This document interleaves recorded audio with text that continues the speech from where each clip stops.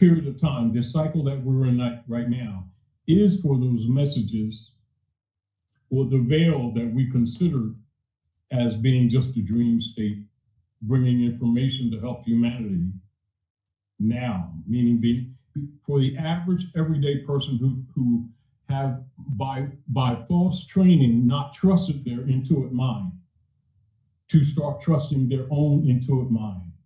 And that also to recognize the nature of this time, what we call this chronology, is, and it's not a condemnation of anyone personally, but they need to understand a lot of what appears to be confusion is one, the political heads' influences, the priesthood heads' influences are being pushed back, and more of you are going to be commanded by nature to lean on your intuitive mind and to trust your intuitive mind.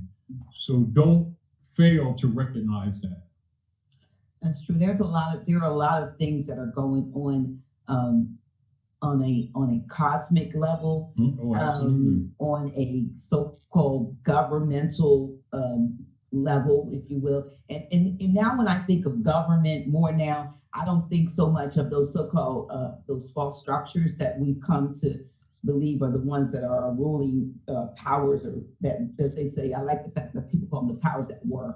You know, we didn't say the powers that be, but I think about just anything that seeks to control one's mental, one's ability to reason, to your cognitive functions, the fact that, you know, you can't be easily swayed or persuaded, but that you really employ critical thinking in everything that you do, so that when you do come up, if you do, with some type of decision about particularly the things that, like I said, we're being bombarded with, these things are, you know, it's enough to make you feel like you've lost your mind sometimes, because, you know, we were looking at something today, and the brother was 100% in his mind certain that what he was saying was factual. And you and I were looking at what he was pointing out, not the numbers, because he was using sort of gematria in addition to a picture, a visual, some visuals to make his point. But we're looking at this picture that he's presenting as his solid evidence, and neither one of us saw what he saw. Right. So neither was. So, and I was thinking in terms of how many people who might have felt otherwise, and I won't even say what it's about that particular brother that he was talking about, may get or have gotten swayed and have changed the energy of what it is that is probably needed for him in the best interest. You know, because if you could sway somebody's perspective on the subject, and if you make that presentation in such a way that, you know, you convince the people watching or listening that, well, he or she knows what they're talking about. And I may not have seen things that way, but you know what, now, just like the brother said, I need to rethink or reinvestigate how I felt about that, having that. So, you know, like I said, the energies that are coming from the media, from so-called education systems, from the so-called government structures, and even the person sitting next to you, you know, or the person you sleep next to, is so very key to know that you have to have, you know, you almost have to have like a Teflon mind. Everything can't stick to you. Look at this too, Dr. J. And people need to be aware of this. The parentis tool, because remember, the parentis is a tool used by government. Okay, explain parentis. Parentis is a law term, whereas people are trained from childhood to accept the authority of what they have been taught is, quote unquote, the possessive positive participle of our or my possessive government as your parent. Okay. And thus respecting government or persons presenting themselves as, it's very important, government has the authority over your body and your interest and your welfare as a parent, and thus are not to be questioned, but also to be accepted as the authority or the rule or ruler with a sense of legitimacy that in reality was not and is not there, never was. And that's a weapon. And one of the things that as you were talking, that I recognize need to be interjected for the sake of those who are sharing with us tonight here at House of Reawakening Minds, is that all the governments at Midgard, all of the governments at Midgard have been operating from a parentist perspective and interfacing with each other while presenting to the general public that they were separate jurisdictions. This is one of the unique things that need to be known by the masses, that on a larger scale is going to be known before this, what we call this 25 years out, even though we've been telling people that, but it will be more cognate to the average person. And the parentist tool is being dismantled on another dimensional level in order to liberate humanity. Because remember, one of the keys to them operating the biotechnical transport, so because you understand, just like they're using telephonics, we need to be recognizing that they're using teleportics. So they keep our mind in the telephonics. So when we're using what we refer to as the telephone, the masses have not been aware that they were using that as an entry into the teleportics. Explain. All right, now, as an example, let me give you an example, but we're not going to get into it as a subject matter. All right. No different than by control systems that's expressed as an example with the philosophy page of the General Education Board, with the Rothschilds, through the Rockefellers, etc. To teach or to put emphasis on what they call the human experience here. And they give you the Paleoliths and the Neanderthals, right, and the dinosaurs. Well, we just saw something.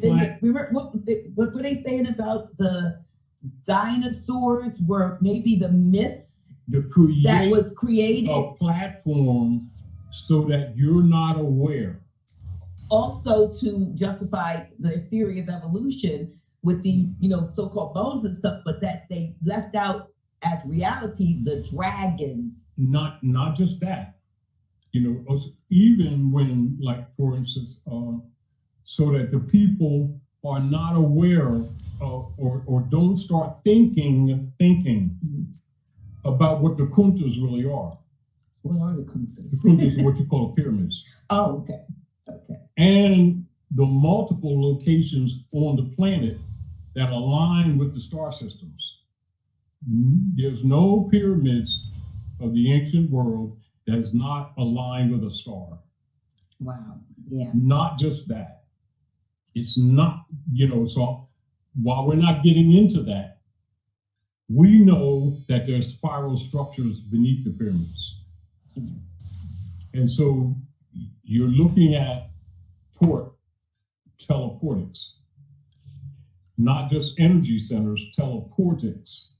That's another subject. Now, but I also wanted to interject this too for a lot of the more scientists that are sharing with us tonight. And we're not going into it, but we're going to do an interjection. Those of you scientists among you who want to share and even do a little bit more analytics in what we're talking about, go to your ephemerides. Oh, you're asking. Go to your ephemerides until this cycle. Look at the cycle and look at the transits at this particular time and do an analysis and then lay that analysis on what we're sharing tonight and see what it brings you and see what it reveals. Because keep in mind, as what we mentioned just earlier, the parentis tool is being broken. That's in the political realm. Now that's actively happening around the world within the public, within the governmental structures. That's a battle that's going on right now as we speak within structures of government. They're not necessarily talking publicly, but you will see reactions that affect the public so that it doesn't confuse you. Understand that the parentis tool is being dismantled. I just want to interject that. Not going into it as a subject matter, so that you can look at things differently and understand why, as we talked about in the last month, Dr. J, people need to understand that the corporate operations, although it is heading what is referred to as dragon in the Revelation, right? That they're aware that the parentis tool is being dismantled, but they're trying to protect the public, not necessarily in a good way, from being aware of that. Because remember, when your vibration of your thoughts change, they can't tap. See, so they have those who want to maintain the system that's dying and being dismantled want to maintain the parentis tool. The few, and it's only a few, who are countering them, but who are operating on those levels, are dismantling the tool. So that battle that's not being spoken necessarily publicly is affecting public. So remember what we talked about earlier, and I told you that people need to understand, and I'm not supporting or saying this is good or that's bad. I'm showing you. When I said pay attention to Donald Trump, and I told you about Deutsche Bank. You said that years ago. Yeah. But keep in mind, that's part of the dismantling of the parentis tool. Now, it's going to create confusion with people who don't know what's going on, because they're going to be thrown off the plantation.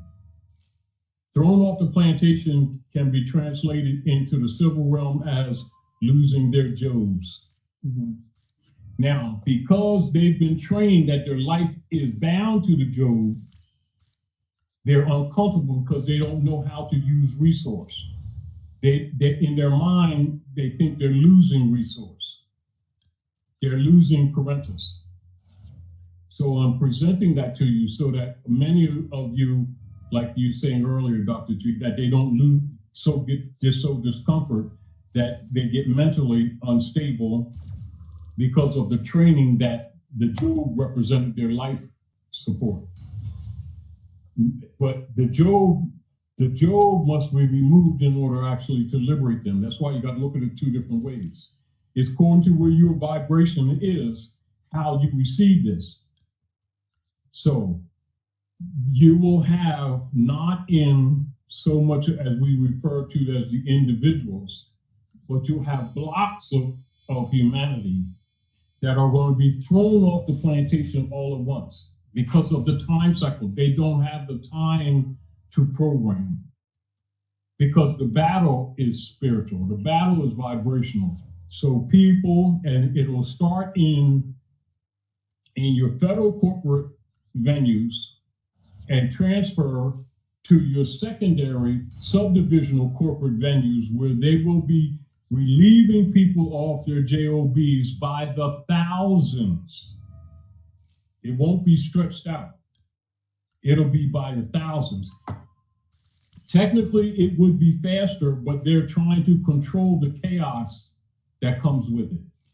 But at the same time, Ryney, I believe they're trying to fuel the chaos, because they always have the dual role of. That's the battle that I'm saying. Right, their roles are dual. They will create the conflict, the chaos, and so forth, and then ride in on the white horses, so to speak. Because you got to remember, the parentis tool has been key to their rule. So when the parentis tool is dismantled, understand they lose their power. True. Because it's mental, right? Mm-hmm. And if they can't hold the narrative, as you always said, the people are looking at the narrative as just words. But those who understand it know it's spell casting. And see, if the spell breaks, the dragon falls.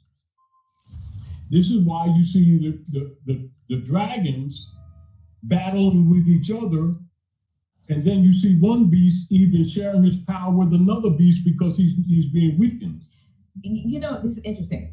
You know how sometimes things have been given a negative connotation all the time. Yes. Things. When and I recently saw, and some of you might have seen the new movie out called How to Tame Your Dragon.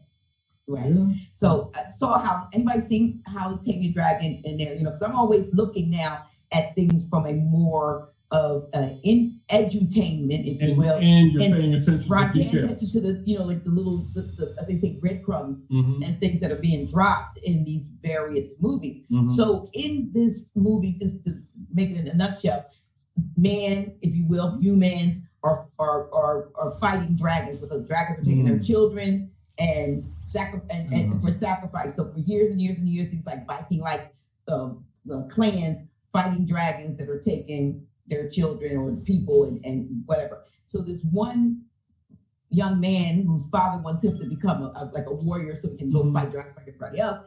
He comes across a dragon, a younger, I think, dragon, ends up befriended, kind of a loose friendship, you know, because after all, humans, dragons, they don't have there's the distrust. So long story short, he and a young lady who was one of the fighters, the warriors, follows him somewhere because he learns how to fly on this dragon. He's got this dragon under control so he can fly.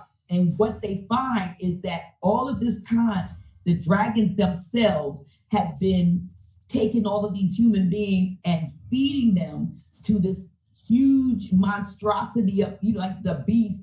They had to drop these people and cattle and stuff in to feed this thing that if they didn't would consume them. Yes. Which made me think, you know, that has a lot of reality. Yeah.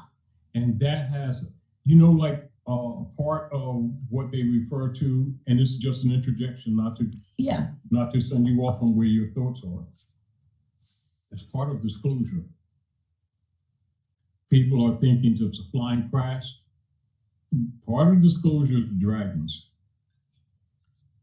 But look, I also thought in terms of, you know, them becoming, you know, making them out to be such the, you know, the monsters, the fire, when they themselves were being used, it was either kill or be killed. It was either, if we don't feed this thing will eat us, so to speak. And until almost, I'm thinking back to the thing that with the what is it with the Muppets? As you're analyzing the Dark Crystal. Yes. So until they come together, dragons and humans, to fight that thing. So there is a thing. It's the point I'm trying to make.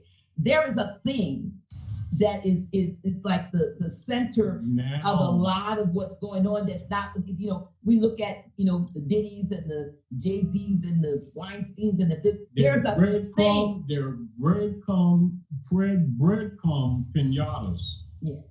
For distraction purposes. Right, because there's a thing that's bigger even than them. Right. Now, so this is another thing too, Dr. J, is that much of what seems to be so big and important to us is small to what's going on. It's not to minimize the importance of it, but, and the reason that I'm saying this is because so many things are going to open up, particularly in the 8th cycle or the 8th moon of this Gregorian calendar, even though we know there's a 3-moon adjustment. We're looking at it because that has much to do with the parentis tool. But so those who know, scientists know, that you look at the Gregorian and then you look at the zodiac. And one of the things of how you don't get blinded by their narrative is that while you're looking at the Gregorian you already know on the 8th of the Gregorian, and you follow from the equinox. So you're looking within a 3-moon cycle that would include in the Gregory August, September, October. So if you look at August, September, October, a lot of things in the dismantlement of the parentis tool that are taking place now will manifest to the masses, and a lot of what we've been trying to get across to the masses will not be difficult.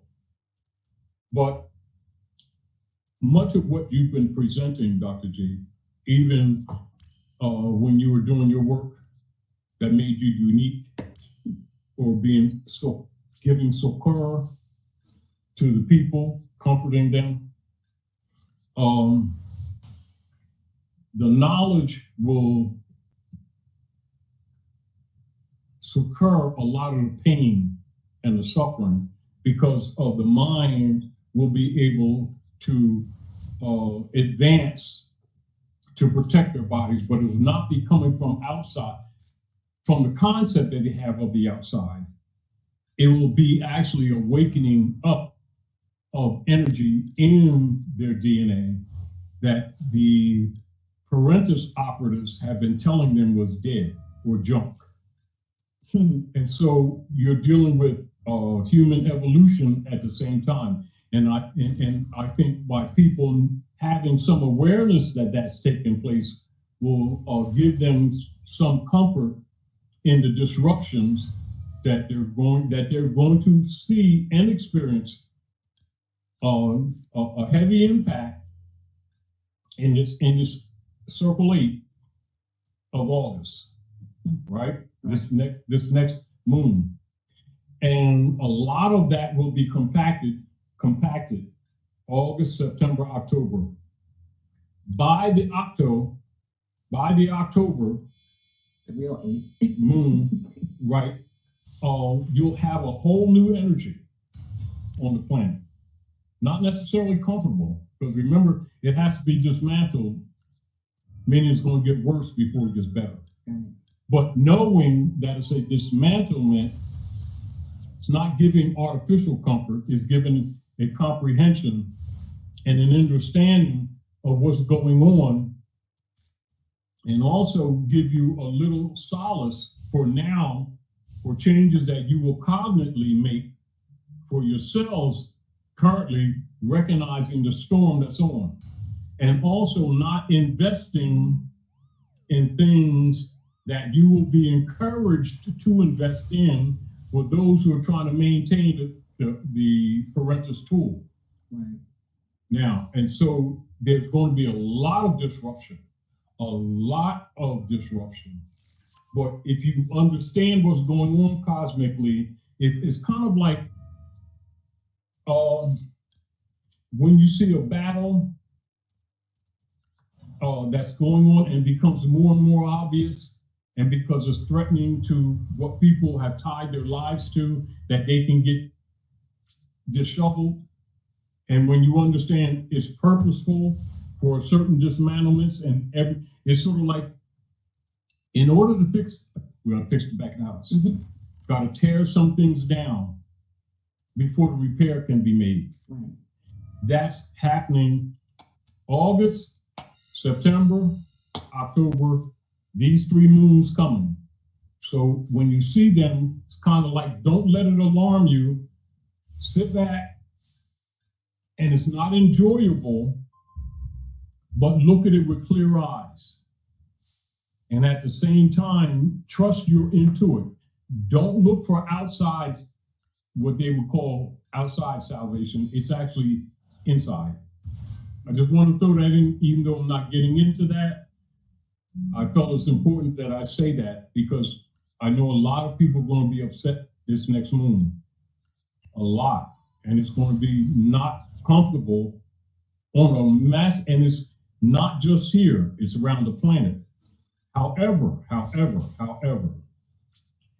a lot of the negative energy for trying to preserve the parentis tool is going to come from this part of the world, projected elsewhere. But I just want to project that. And for those of you who are more scientists than adepts among you, because we talked earlier, but I just want to remind, go into your ephemerides and see what's up for right now.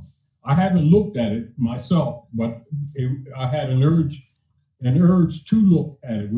I didn't get a chance to. For those of you who are thinkers, do that and maybe project something to us for us to look at for later in your comments. I just felt that that's important to say at this as it's time. I yield the floor, Dr. And as you're speaking of the dismantling and the tearing down, it must happen in order to renew or rebuild. Some of you feel like you're falling apart, but only because you haven't realized that you too are being rebuilt. It's another level. Yeah. It's another level of baptism, but not with water in the sense that they've been told. This is the fire next time they talked about, and this is what I call spiritual molting. It's like you start to shed some things, the shedding of the artificial skin that is programmed into us. Those aches, those sudden tears.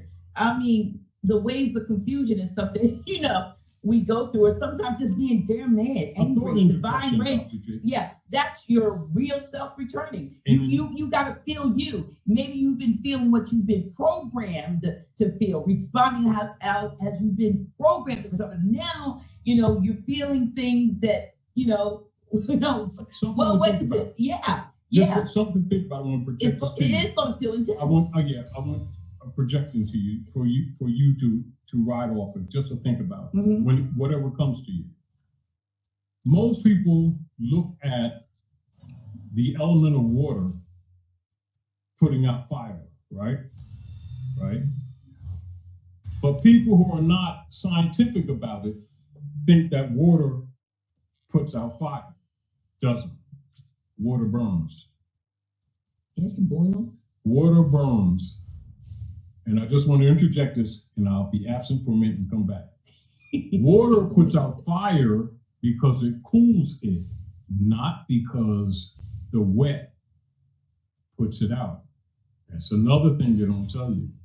This is another. You ever notice that when there's big, massive fires, that you can see them pouring water on fire, and it sometimes be for hours and hours, and people, well, they're putting this. They got these hoses coming from all these directions. Why doesn't the fire go out? I just wanted to give you something to think about. Water does not put out fires. Water cools the kindling temperature, and thus the fire goes out. Then it smothers it. Okay. That's how it functions. That's why you see when they have these large fires, why it can be burning for weeks while they're putting water on it. And why you'll see sometimes they'll put out a fire and they'll have people stand by still pouring water on you, and people are saying, well, the fire's out. It can rekindle if that temperature's not down. Water does not put fire out. Water burns. I'm talking science. The fire goes out because the water element cools it below kindling temperature. I'll go and I'll come back. Just keep that in mind. It's leaving me by myself, y'all. But you know what? I'm just going to continue on the course that I was on. He's gone. Anyway, you might find yourself, some of you waking up at I know my dear sister wakes up at 3:33 every morning at 3:33. So much so she wears a gold necklace. If you're watching, stop that. She's been doing that for years, but you might find yourself waking up at 3:33, 4:44. I saw somebody in the chat mention they wake up 3 or 4 times a night, but pay attention to the times that you are waking up, and you might feel or hear the ringing in your ears. I was washing dishes like 2 o'clock this morning, and all of a sudden I had a strong ringing in my left ear, but I didn't get unnerved about it. I know now not to think I have tinnitus, but to know that that's some kind of a divine, if you call call that's happening, and I had to be aware of what's going on. But you might, like I said earlier, you might feel exhausted, but you can't sleep, or when you sleep, you feel like you never, you was working on the railroad, as they say, all night. But that's your light body coming online. You're receiving signals from dimensions that the average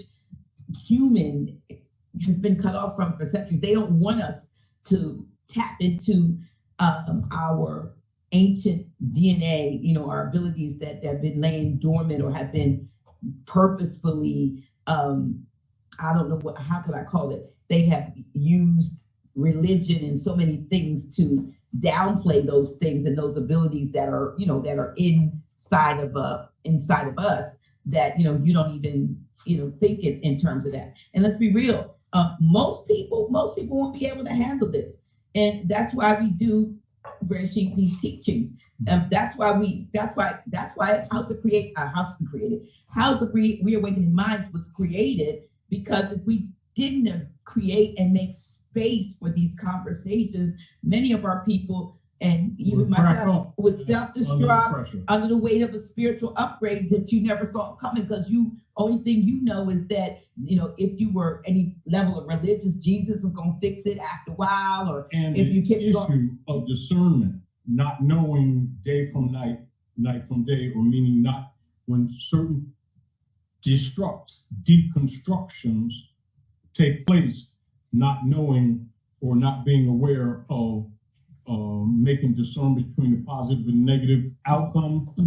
Because sometimes things that occur that on its face is a negative is sometimes a cleansing or purging. And so that you're more able to discern and not necessarily interfere, knowing when to step back or not project in your mind. Because remember, the mind is power, and everything's for the heart and minds right now. Right. Because vibrational mind, everything is accelerating. Speaking of mind, before you go into any depth in there, we need to